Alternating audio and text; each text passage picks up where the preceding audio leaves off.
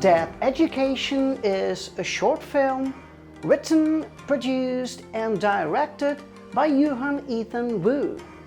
Hope I'm pronouncing that name correctly.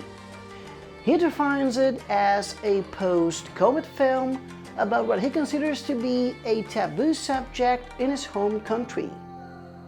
In China, a high school teacher has introduced a death education class for young students. So, on the traditional tomb sweeping day, they bury unnamed ashes at a public cemetery where they contemplate and contextualize the meaning of death. In spite of its tough subject matter, it is not a gloomy or depressing take on death. On the contrary, it turns into a peaceful depiction, even though it is completely stripped away from what we may consider, let's say, any manufactured poetic beauty. I really liked the way Wu tried to capture the teens' perspective of death and grief, and how they try to make sense of it all. How they process the uncomfortable truth of realizing how unprepared we are to confront death, especially the inevitability of death itself.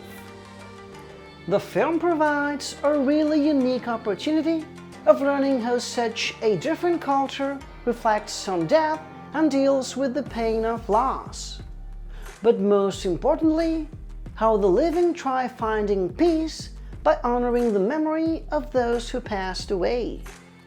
The greenish tones of nature captured by the camera dominate the color palette, in heavy contrast with the theme of the short doc.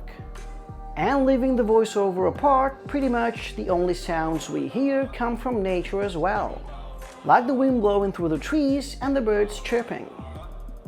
To me, this is not so much a story about those who passed away, but more about the profound experience of those that, for lack of a better word, are still bound to this material world. And how are they supposed to carry on?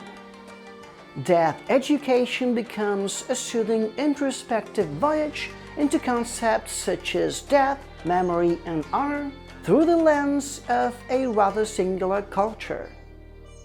So I'm gonna give it a 7 out of 10. Thank you guys as always for watching. Death Education will have its world premiere at this year's Sundance Film Festival. So if you happen to see it, please feel free to return to this review and just drop a comment below. I will continue doing both English and Spanish reviews on my channel. So if you would like to subscribe, that would actually be awesome.